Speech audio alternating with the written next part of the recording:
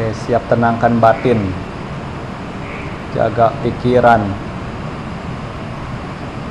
waktu yang tepat untuk latihan cita wawana. Sepanjang hari juga sudah melewatkan apa-apa saja.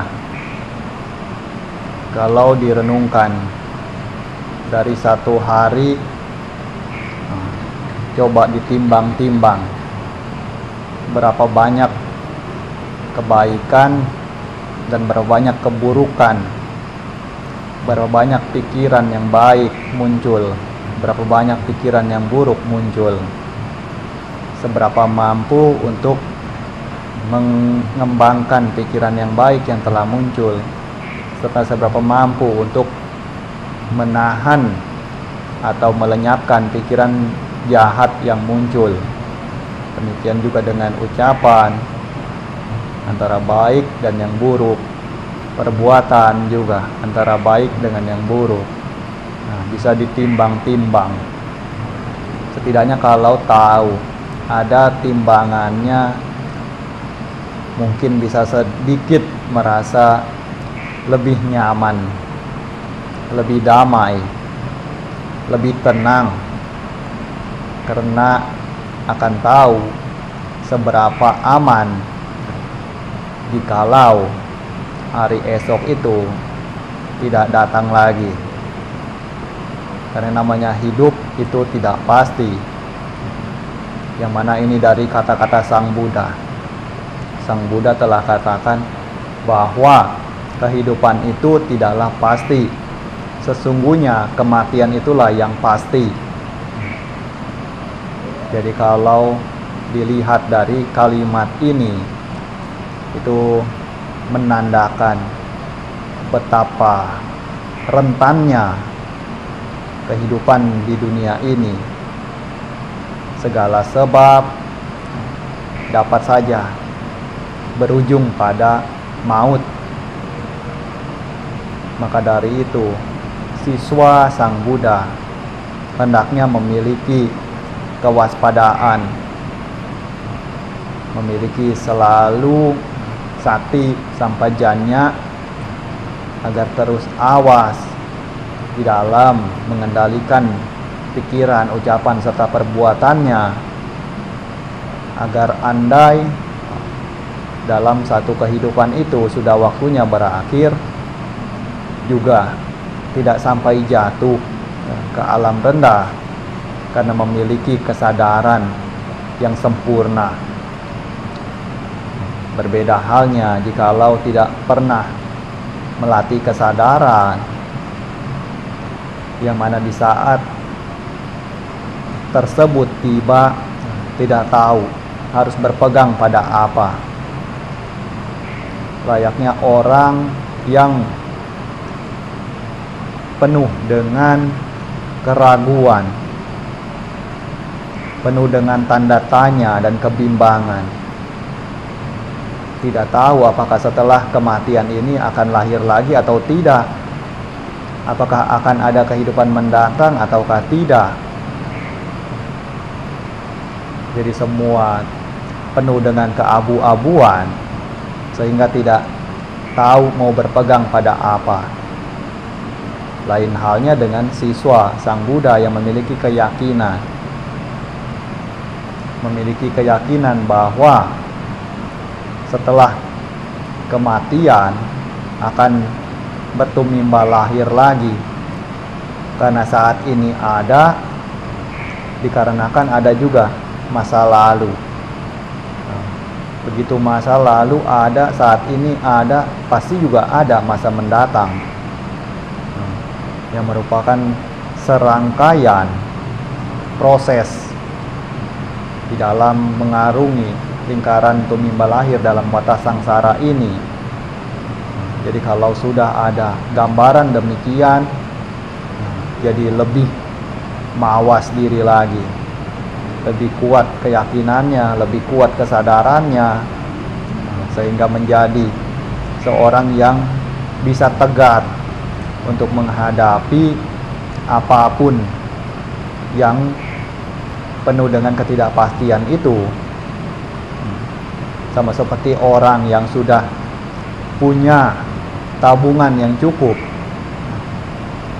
sudah punya simpanan, di saat tiba waktunya untuk harus pergi ke luar negeri, untuk harus meninggalkan negaranya, juga sudah tenang, karena di dalam tabungannya sudah cukup uang untuk kehidupannya di tempat yang baru. Berbeda halnya jika orang yang tidak punya apa-apa mau pergi ke tempat yang baru, juga akan sangat menderita tentunya. Tidak tahu harus mendapatkan makan dari mana, tempat tinggal dari mana, karena tidak punya simpanan.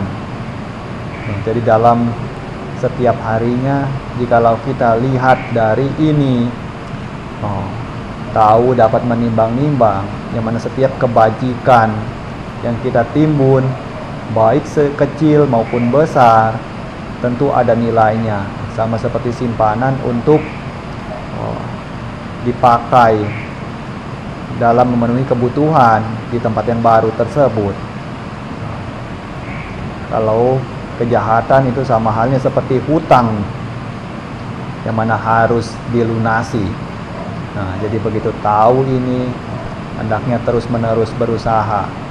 Nah, seperti malam hari ini juga melakukan chanting kebaktian, membacakan parita, untuk melatih konsentrasi di dalam memusatkan perhatian pada teks Pali maupun artinya yang berasal dari ucapan Sang Buddha. Ditambah lagi dengan adanya latihan Citta Bhawana untuk semakin lebih mengkonsentrasikan pikiran lagi agar semakin lebih tajam, memiliki kebijaksanaan. Nah, inilah bentuk harta kebajikan itu.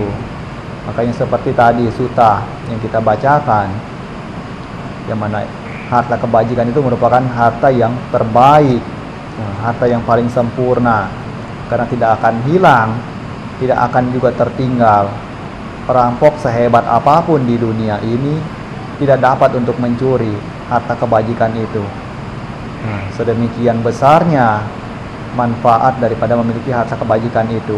Makanya orang yang bijaksana senantiasa untuk terus-menerus mengumpulkan jasa kebajikan itu.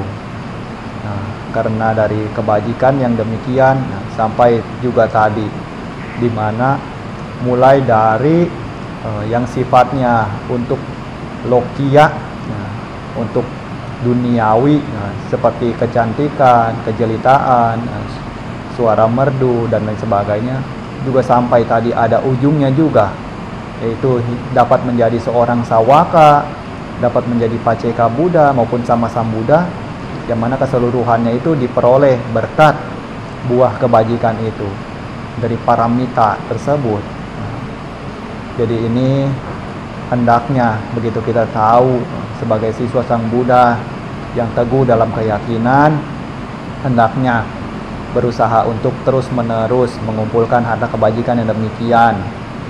Jangan sampai kehilangan semangat, jangan sampai kehilangan keyakinan, jangan sampai kehilangan harapan. Bagaimanapun apabila kita terus berusaha, terus berjuang dengan kemampuan sendiri, maka akan ada saatnya di mana diri kita akan memperoleh hasil daripada apa yang diusahakan tersebut. Selanjutnya duduk meditasi. Duduk meditasi, pusatkan perhatiannya, konsentrasi pada nafas masuk bud, nafas keluar do, bud do, bud do. Perhatikan terus menerus sehingga pikiran menjadi menunggal atau damai ke satu titik. Nanti kalau sudah dapat ketenangan yang demikian, akan tahu bagaimana rasanya pikiran yang damai tersebut, pikiran yang tidak bergolak, yang tidak lompat ke sana kemari. Bagaimana bahagianya.